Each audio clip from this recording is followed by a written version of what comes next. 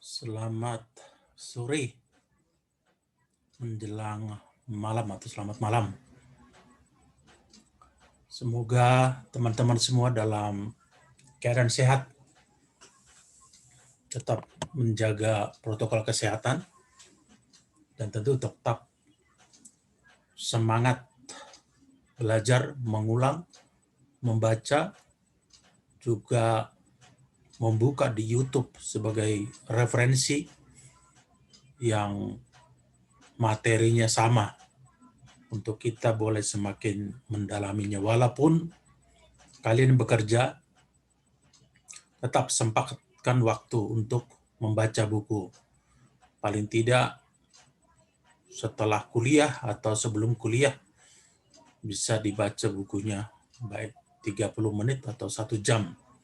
Dan juga mencari referensi yang lain untuk materi yang sama sehingga semakin mengerti, dengan harapan ketika lulus nanti sudah bekerja, lulus dengan baik, dan tentu diharapkan untuk mempunyai karir yang baik. Baik, kita akan masuk ke materi kita di pertemuan kita saat ini, yaitu di pertemuan yang ke-6. Pertemuan yang ke-6. Jadi kita masuk ke pertemuan yang ke-6 dengan topik dinamika kelompok, organisasi, baik itu formal, baik itu non-formal atau informal. Kalau yang formal itu biasanya yang resmi, tapi kalau yang non-formal atau informal itu tidak resmi, atau bisa kita katakan dia mungkin timbul dari tengah-tengah masyarakat tanpa ada surat keputusan atau izin. Ya. Dinamika kelompok ini, tentu dinamika itu kan seperti bagaimana maju mundurnya, naik turunnya suatu organisasi, suatu kelompok. Ya, pasti ada maju mundurnya. Ada masa-masa yang sangat bagus, masa-masa seperti peak season, tapi ada juga masa-masa surut. Ada masa-masa yang mungkin kompak, teguh, tapi kadang-kadang ada juga kelompok itu yang masa-masanya sangat prihatin, sangat banyak persoalan. Apa sih yang dimaksud dengan kelompok? Kelompok adalah kumpulan yang terdiri dari 2 atau lebih individu, 2 atau lebih orang, ya. Jadi 2 atau lebih, arti multi. Dan kehadiran masing-masing individu mempunyai arti serta nilai bagi orang lain dan ada dalam situasi saling mempengaruhi. Ya, dalam organisasi itu kan saling mempengaruhi, baik pengurus dengan anggota, baik juga sesama anggota. Tentu di sana ada saling menguntungkan gitu. Bukan hanya dari segi materi atau ekonomi, tapi mungkin dari segi kebanggaan, status sosial, dan juga kebersamaan. Merasa satu kelompok, satu golongan, seperasaan dan sepenanggungan. Ya. Di sini dikatakan bahwa setiap anggota kelompok selalu kita dapati aksi-aksi, ya, ada aksi. Kemudian ada reaksi, ya, seperti feedback gitu terhadap suatu, umpamanya usulan dari kelompok kepada pengurus untuk melakukan sesuatu perubahan. Tentu ada, karena ada reaksi juga dari pengurus atau dari anggota yang lain. Ada reaksinya. Maksudnya di sini bisa aja ada pendapat kelompok atau pendapat individu bisa bagus, tapi bisa juga belum tentu itu cocok bagi organisasi. Kadang-kadang kan orang mencampurkan, umpamanya ada organisasi sosial, dia kira itu organisasi bisnis, sehingga ingin menerapkan apa yang diterapkan di bisnis, diterapkan juga di dalam sosial. Ada mungkin yang cocok, tapi ada juga yang nggak cocok. Karena kita tahu Kalau dalam ekonomi atau dalam bisnis itu tujuan utamanya kan adalah profit. Bagaimana goalnya itu adalah untuk keuntungan bagi perusahaan. Itulah tujuannya. Tapi kan kalau dalam sosial kadang-kadang nggak seperti itu. Mungkin tujuannya untuk bagaimana kita care atau peduli kepada orang lain ketika ada terjadi umpamanya sakit, ada berita duka, ada juga berita sukacita atau mungkin pesta pernikahan dan yang lain-lain. Jadi kelompok juga merasakan sukacita dan duka cita dari orang yang mengalami, orang yang punya hajat gitu, ada sukacitanya. Jadi kalau namanya kelompok itu tidak terdiri dari sendiri-sendiri atau bebas yang lepas. Enggak, sama kalau kita di dalam satu sampan itu ada umpamanya 6 orang, ya harus satu tujuan yang 6 ini. Harus bawa tujuan menuju ke timur, menuju ke pantai. Kalau tiba-tiba ada satu umpamanya inginnya ke barat, inginnya ke tengah laut, berarti ini udah nggak benar gitu yang satu ini. Kadang-kadang dia bilang daripada kapal tenggelam, mungkin aja satu ini tenggelamkan gitu. Itu istilah kasarnya. Gitu ya. Sama di perusahaan juga gitu. Kalau ada seseorang yang ditemukan tidak menjalankan sesuai dengan tujuan yang ingin dicapai perusahaan, mungkin ada istilah take or leave it. Mau ikut atau silakan keluar. Silakan resign, mundurkan diri. Selalu di pintu kan ada tulis exit. Ini exit door. Silakan keluar. Itu maksudnya ya. Jadi merupakan totalitas. Jadi kelompok itu kan totalitas dari individu-individu ini digabung menjadi satu. Itu menjadi suatu kekuatan, suatu yang dapat diperhitungkan. Individu-individu atau bagian atau onderdil, sekalipun pengurus mungkin ada ketua, ada wakil, bendahara, ada sekretaris, ada bagian ini, seksi itu, dan ada anggota.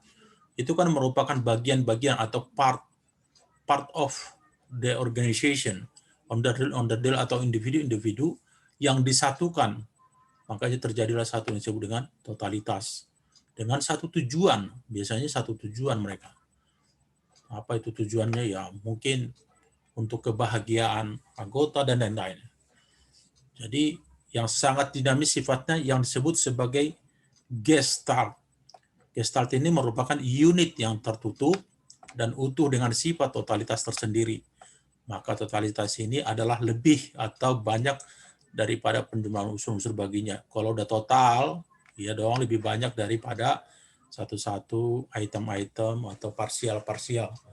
Bagian-bagian dari gestalt itu sendiri tidak punya arti sebab ditentukan oleh sifat totalitas sendiri. Jadi ketika dia udah menjadi satu, yang terlihat itu bukan person lagi, bukan pribadi lagi, tapi secara keseluruhan. Ketika perusahaan sepatu Adidas itu udah menyatu dari customer service, dari salesnya, dari pabriknya, dari marketingnya, dari distribusinya, dari produksinya, menyatu. Yang keluar adalah sepatu Adidas yang berkualitas. Tidak dihitung lagi mana bagian produksi, enggak. Orang lain melihat itu, oh itu pabrik sepatu Adidas menghasilkan kualitas nomor 1. Jadi yang dilihat dari output, dari outcome. Ya. Oke, perubahan dari seorang anggota misalnya kalau sakit ya kan kalau sakit itu tentu biasanya diumumkan, apalagi sekarang ada grup WA, atau meninggal, ya itu kan ada efek lah terhadap struktur kelompok, apalagi kalau dia umpamanya seorang pengurus. Ketua, umpamanya kalau meninggal ketua, ya tentu digantikan oleh wakil ketua. Dan mungkin ada pemilihan berikutnya untuk pengganti. Itu ya, untuk sementara mungkin wakil ketua. Bagaimana dengan bendahara, begitu juga. Ada replacement, ada penggantian. Ya. Jadi selalu itu terpengaruh. Oke. Kemudian, ini ada, saya nggak usah jelaskan ini dulu, kita lompat aja. Longgar atau kompaknya. Longgar itu maksudnya mungkin dia tidak terlalu kompak, tidak terlalu utuh, tapi ada kelonggaran Ketergantungan para anggota kelompok tadi ditentukan oleh beberapa faktor, ya. Apakah organisasi atau kelompok itu utuh, atau dia agak berserak, atau dia agak tercerai-berai, itu ada beberapa faktor. Yang pertama, besarnya, ya. Biasanya semakin besar suatu kelompok, itu semakin susah untuk dikendalikan. Sama dengan api, ya. Api ketika kecil bisa dikendalikan, tapi kalau besar bisa menjadi musuh gitu. Kalau waktu kecil bisa untuk masak, tapi udah besar bisa membakar rumah. Nah, besarnya anggota kelompok, ya, tergantung besarnya. Karena di sini bilang, kalau longgar, semakin besar itu semakin longgar sebenarnya. Ya, kecuali umpamanya seperti di TNI. TNI itu kan sangat menghormati atasan atau komandannya. Jadi walaupun besar, kadang-kadang dia tetap kompak, ya. Tapi ada juga kalau umpamanya pemimpinnya tidak tegas, ya, atau pelin-pelan, tidak punya pendirian, akhirnya anggotanya nanti tidak begitu solid. Kemudian yang kedua, faktor ya, faktor yaitu tujuan yang hendak dicapai. Ya, apa tujuannya? Jadi semua itu bagian atau part dari satu organisasi itu tentu ada tujuannya. Tujuannya itu apa? Dari maksud saya di sini, kalaupun ada partnya di sini, bagiannya itu masing-masing ada 1, 2, 3, 4, itu masing-masing dalam satu organisasi. Ada ketua, ada pengurus, ada anggota, ada bagian konsumsi, segala macam. Kan mempunyai tujuan. Apa sih yang dicapai? Tujuannya apa? Tentu biasanya tujuan itu yang bermanfaat bagi anggotanya dan juga mungkin bermanfaat bagi sekitarnya, ya.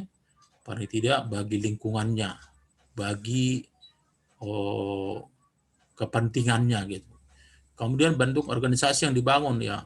Ada faktornya juga, ketergantungan anggota itu bagaimana bentuk organisasinya. Kan banyak macam-macam organisasi. Mungkin organisasi dari atas ke bawah itu otoriter, atau kebapaan, dan lain-lain, bentuknya bagaimana. Intimitas para anggota satu terhadap, ya, bagaimana sih kekompakannya, intim, ya. Intimitas itu kekompakan, kompak. Itu perlu diciptakan kekompakan itu. Biasanya kalau leadernya tidak kompak, di bawah juga bisa tidak kompak, walaupun itu tidak 100%.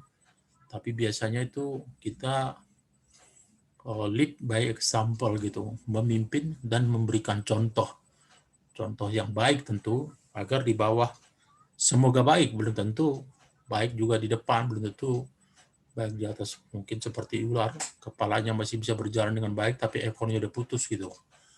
Oke, kemudian apa sih dinamika kelompok, ya, atau ciri-ciri di dalam kelompok, ciri-ciri manusia? Yang pertama, dinamis. Dinamis, ada naik turunnya, ada pergerakan, tidak stagnan, ya, ada dinamikanya. Itu. Yang kedua di sini ada potensi, ya. Potensi dari organisasi itu punya kesanggupan, kemudian bisa melakukan bermacam-macam aksi, kemudian bisa melakukan suatu perbuatan dan menciptakan suatu peristiwa, ya. Kalau kelompoknya besar, dia biasanya dihormati, diperlukan, dan juga diambil hatinya, ya. Seperti di Indonesia, kelompok agama yang besar itu kan NU dan Muhammadiyah. Itu sebelum pemilu biasanya caleg ataupun calon presiden selalu mereka datang sowan. Lalu mereka datang ke sana, atau ke pompes-pompes, ke sekolah, ke tokoh-tokoh agama, ke tokoh-tokoh adat, mereka datangin. Ya, istilahnya untuk memperkenalkan diri, dan kalau bisa ya dipilih, itu maksudnya. Biasanya kalau tokoh sudah memilih A, ya paling tidak anak buahnya juga, atau anggota dari organisasi itu juga terpengaruh untuk memilih apa yang dipilih oleh pemimpinnya, ya. Kemudian menganggap orang lain atau temannya itu sejenis gitu. Sejenis maksudnya satu golongan, kalau penderitaan satu penderitaan, kemudian satu kepentingan gitu.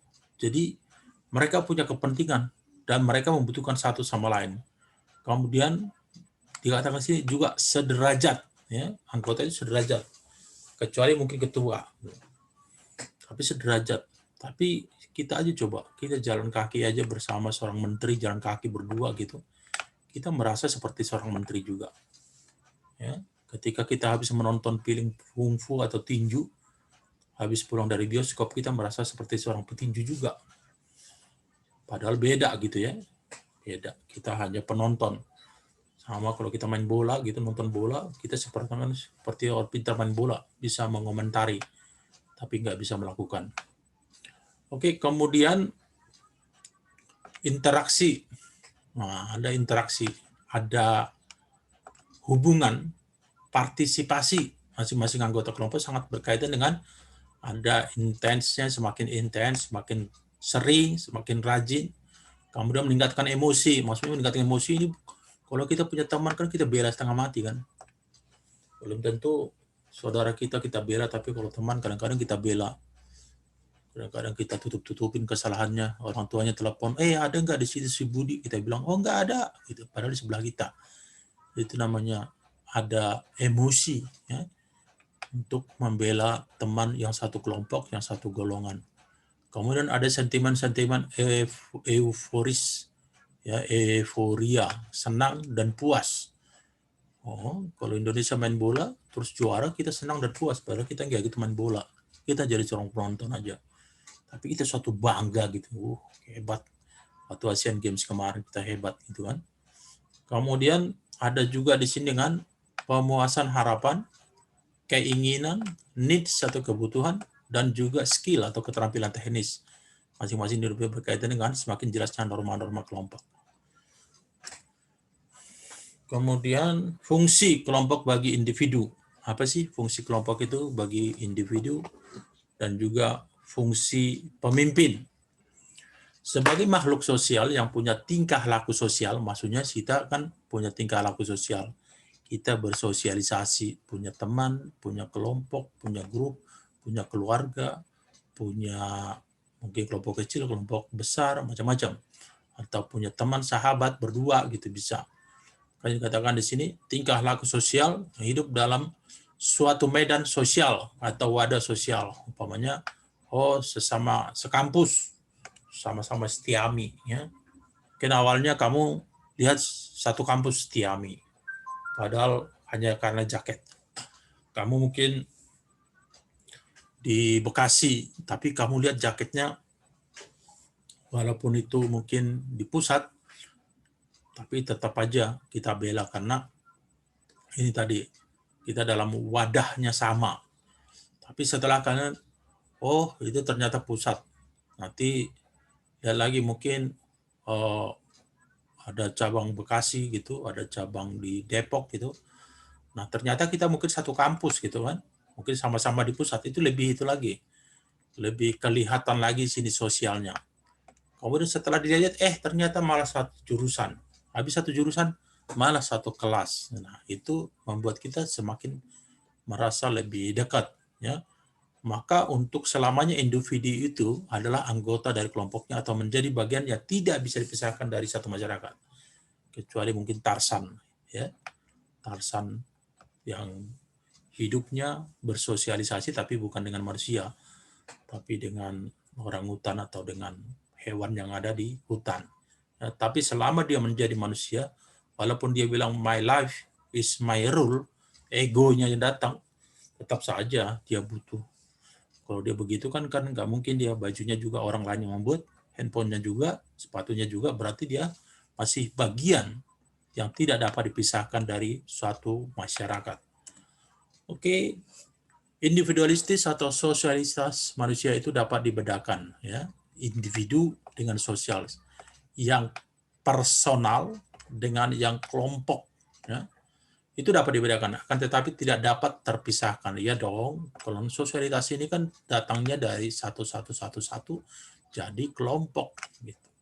Kemudian jadi tidak benar pendapat yang menyatakan bahwa individu itu adalah primer, ya, primer atau utama atau sangat penting. Kemudian orang lain dalam masyarakat adalah sekunder atau hal yang kedua. Enggak. Jadi ini tak terpisahkan keduanya. Antara primer dengan sekunder. Antara individu dengan sosialitas. Dua-duanya adalah sama pentingnya dan harus ada dalam kondisi seimbang, balancing, ya, seimbang, serta harmonis.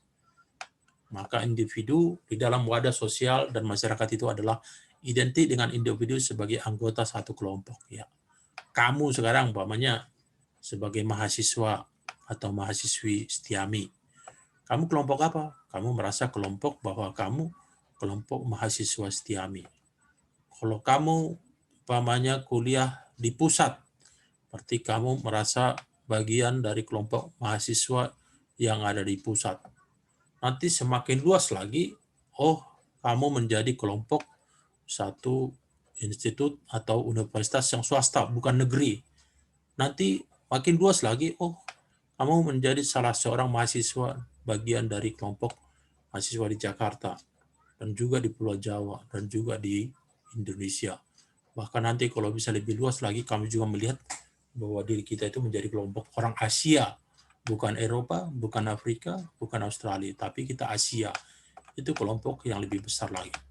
Mungkin kalau ada makhluk lain yang menyerang bumi ini, makhluk dari luar bumi ini, kita manusia akan bersatu padu, bukan melihat kelompoknya lagi mau Asia atau apa, tapi seluruh manusia bersatu karena melawan yang dari luar bumi. Tapi kan kadang-kadang di skop yang lebih kecil, bahkan satu golongan, satu suku bisa saling berhadapan atau bermusuhan.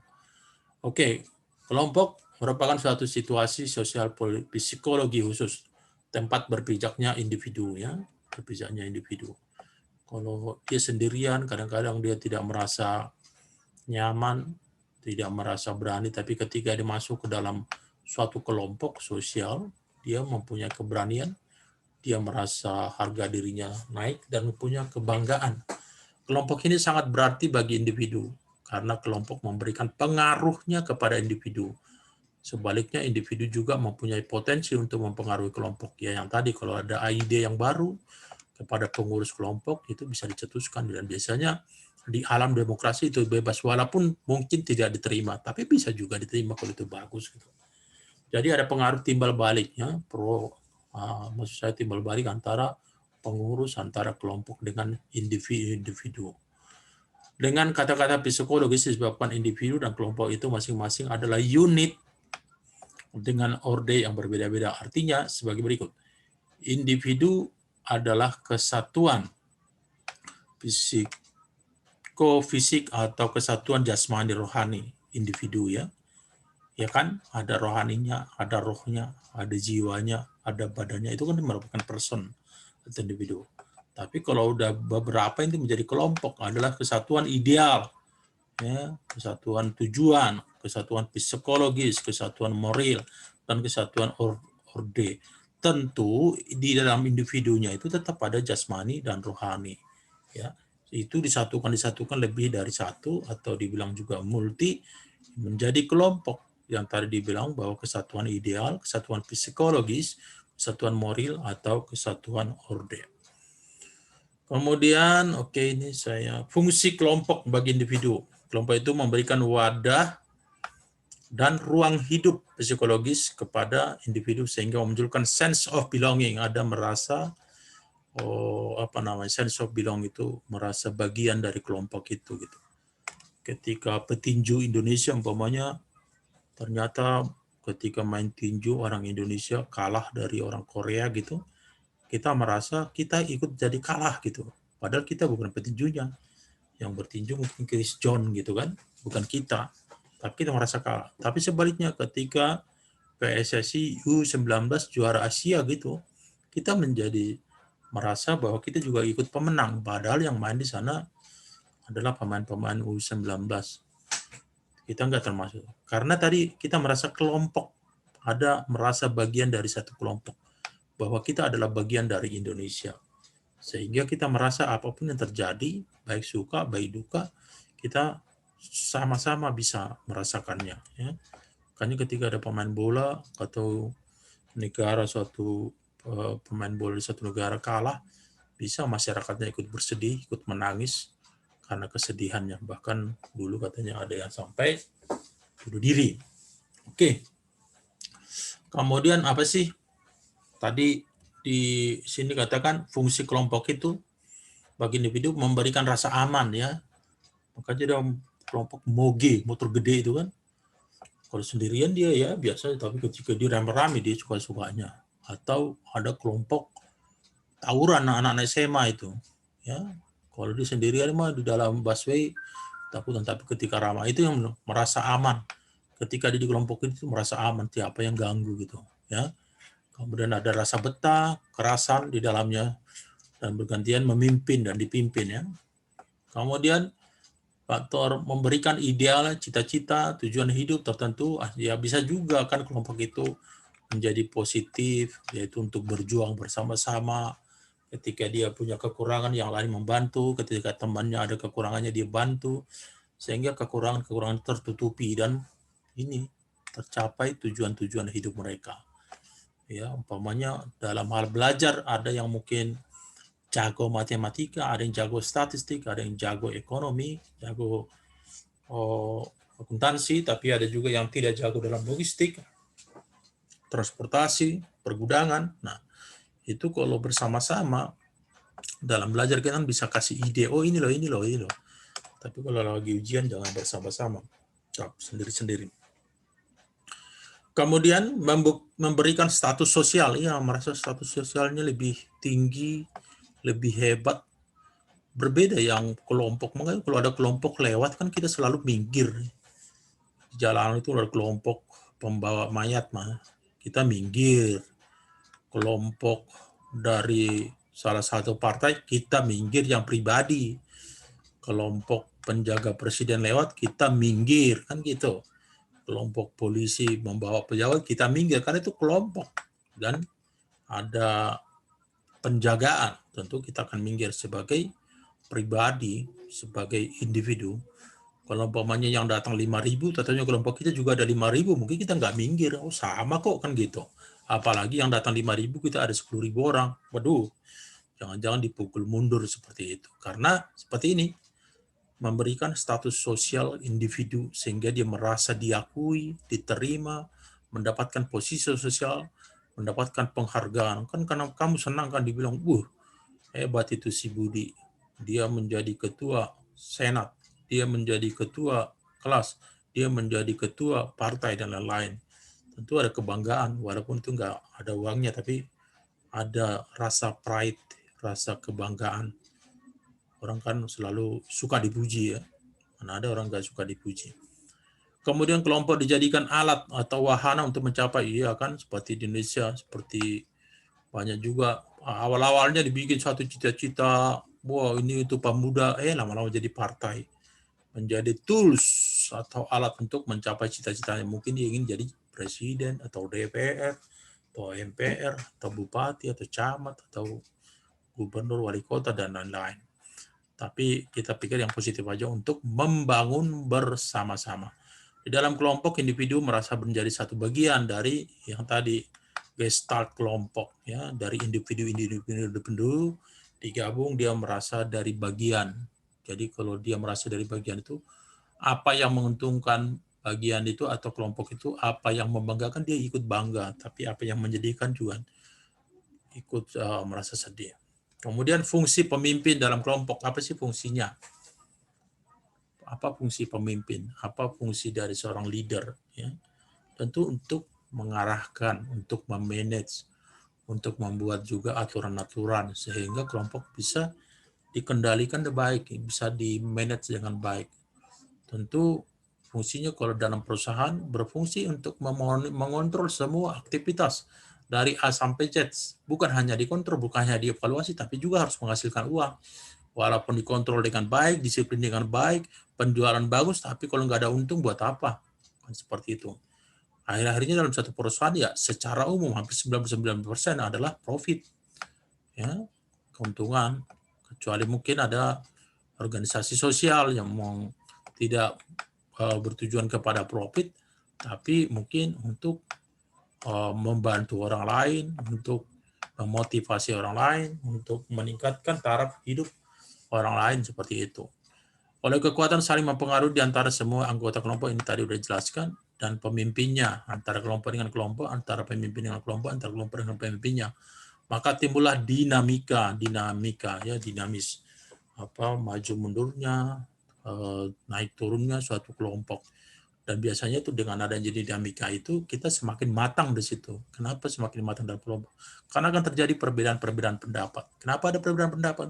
Karena kita berbeda-beda, mungkin latar belakang, agama, kultur, kebiasaan, dan juga macam-macam, bahkan dalam hal selera, ya, dalam wujud bermacam-macam usaha dan tingkah laku, ya. Makanya ketika kamu nanti melamar kerja, itu kadang-kadang ditanya, apa sih organisasi apa yang kamu ikuti ketika kamu kuliah? Kenapa perlu itu? Kalau kamu jadi pengurus, maka berarti kamu bisa menghandle manusia, yang berbagai macam manusia. Ada yang pemarah, ada yang suka nangis, ada yang tidak mau kerja, ada yang sangat rajin, ada yang banyak ngomong, ada yang diam saja, macam-macam. Complicated, ya. Nah, tapi bagaimana dalam kompleks aktivitas tadi dengan tingkah laku, latar belakang segala macam, baru diperlukan seorang pemimpin, bagaimana memanage mereka, bagaimana menghandle mereka, bagaimana segala kekurangan dan kelebihannya itu diciptakan menjadi satu kekuatan yang saling melengkapi sehingga tercapai satu tujuan. Kemudian memelihara struktur kelompoknya, ya strukturnya itu bagaimana? Orchard, organization chart, itu maksudnya struktur organisasi. Ada manajer, ada GM, ada direktur, nanti bawahnya supervisor, ada mungkin control tower, kemudian ada satu-satu employee. Jangan-jangan ada di bawah employee, office boy, dan segala macam. Itu terus itu yang disebut dengan org chart, organization chart. Menjamin interaksi yang lancar, maksudnya siapa melakukan apa dan kepada siapa dia bertanggung jawab. Ya. Jangan terlalu banyak. Saya satu orang tapi bertanggung jawab kepada manajer A, B, C, D. Cukup ke satu atau kedua orang. Jadi atasan kita itu menjadi penanggung jawab atas kita. Dan apa yang disuruh, apa yang dipertahankan kita kerjakan. Itu maksudnya menjamin interaksi yang lancar dan memudahkan pelaksanaan tugas-tugas. Ya. Tahu siapa melakukan apa dan apa tanggung jawabnya. Yang kedua, mensinkronkan ideologi, ide, ya maksudnya segala pemikiran itu disinkronkan, yang berbeda-beda itu disatukan, ya. Kan mobil beda-beda kan. Ada ban itu kan nggak sama dengan rem tidak sama dengan knalpot tidak sama dengan jok tidak sama dengan mesin. Tapi ketika itu disatukan semua, nah bisa jalan, itu maksudnya di sini. Disinkronkan ideologi, ide, pikiran, dan ambisi anggota kelompok dengan pola keinginan pemimpin untuk mencapai tujuan. Kemudian memberikan rasa aman dan status yang jelas kepada setiap anggota, ya. Tenang aja katanya. Kami yang maju. Itu kan kadang-kadang ada seperti itu. Thank you. Jadi membuat rasa aman dari anggota kelompok. Kalau dia merasanya sudah aman, dia juga tentu akan menjadi loyal atau setia kepada pimpinan. Tapi kalau dia nggak merasa nyaman, dia merasa ada sesuatu yang salah, mungkin pemimpinnya korupsi, mungkin pemimpinnya nggak tegas, mungkin pemimpinnya nggak bisa memimpin. Ya kadang-kadang ada juga dari anggota yang ingin mengubah itu, mengganti pemimpin. Ya bisa, negara juga gitu kan. Kadang-kadang kalau pemimpinnya bagaimana gitu, bisa terjadi people power, bisa terjadi pengambil alihan kepemimpinan. Kemudian memanfaatkan dan mengoptimasikan kemampuan, bakat, produktivitas semua anggota kelompok untuk berkarya dan berprestasi.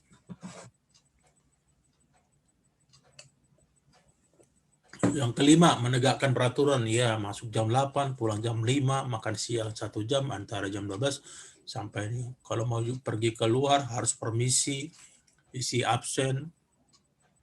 Itu ya, larangannya apa? Tidak boleh merokok di dalam ruangan, seperti itu. Tidak boleh membawa minuman keras, tidak boleh mabuk, tidak boleh bawa senjata tajam, seperti itu. Kemudian disiplin. Disiplin, ya, dibilang datang jam 8, jangan datangnya jam 8.20, tapi disiplin. Pulang jam 5, datang jam 4 sudah pulang, itu tidak disiplin. Ya, kemudian ada norma-norma kelompok, mungkin yang tidak tertulis juga bisa. Norma-norma yang tidak tertulis, ya, tapi sudah tahu gitu. kan nggak ada tertulis umpamanya pakaian harus begini, tapi orang mungkin dengan latar belakang Indonesia harus berpakaian sopan ketika bekerja. Agar tercapai kepaduan atau kohesiveness kelompok, minimalisasi konflik. Kalau sudah padu kan tidak ada konflik lagi. Kalaupun ada konflik itu sedikit karena ada gesekan-gesekan sedikit. Karena kalau terlalu tajam gesekan itu kita menghabiskan tenaga, menghabiskan waktu, menghabiskan banyak hal untuk menyatukan itu. Lebih sulit menyatukan yang sudah terpecah. Karena merumuskan nilai-nilai kelompok dan memilih tujuan, ya kan biasanya ada anggarannya ya. Kalau dalam sosial itu ada anggaran rumah tangga, ada anggaran dasarnya bagaimana gitu. Kemudian mampu memenuhi harapan, keinginan, kebutuhan dari anggota. Ya, apa sih harapan dari anggota? Dipenuhi ya, sehingga dia menjadi loyal terhadap organisasi. Kelompok disebut sebagai kesatuan psikologis ya. Satu psikologis, satu keinginan. Disebut juga sebagai kesatuan nasabah atau kesatuan relasi ya, merasa satu. Makanya kalau ada pamannya alumni dari satu kampus, nanti ada reuni, bisa datang sama-sama merasa satu sebagai satu kelompok ya. Oke, kemudian faktor yang menentukan tipe kepribadian kelompok antara lain ideologi kelompok. Apa itu ideologi? Yaitu keseluruhan paham, ide yang dijadikan pedoman ya, pedoman bagi cara berpikir, how to think, how to act, ya, bagaimana cara bertindak, bagaimana punya will atau kehendak, how to act atau perilaku kelompok, inklusif pemimpinnya ya. Kadang-kadang dari satu kelompok hanya 3 orang yang bikin kerusuhan, dianggapnya satu kelompok itu organisasi yang buat kerusuhan gitu. Padahal mungkin personal, tapi itu juga bisa dianggap sebagai kesalahan dari pemimpin yang tidak bisa mengontrol anggotanya gitu ya. Oke, kemudian tujuan yang tertentu yang ingin dicapai oleh kelompok. Ya, selalu ada tujuannya, pasti ada tujuan kelompok itu. Apa sih tujuannya? Baik yang negatif, baik yang positif. Kemudian agama dan keyakinan dijadikan sumber dari norma-norma nilai yang dianut ini menjadi norma. Itu dari agama bisa, dari budaya juga kebiasaannya. Umpamanya budaya di satu tempat itu kan nggak selalu sama.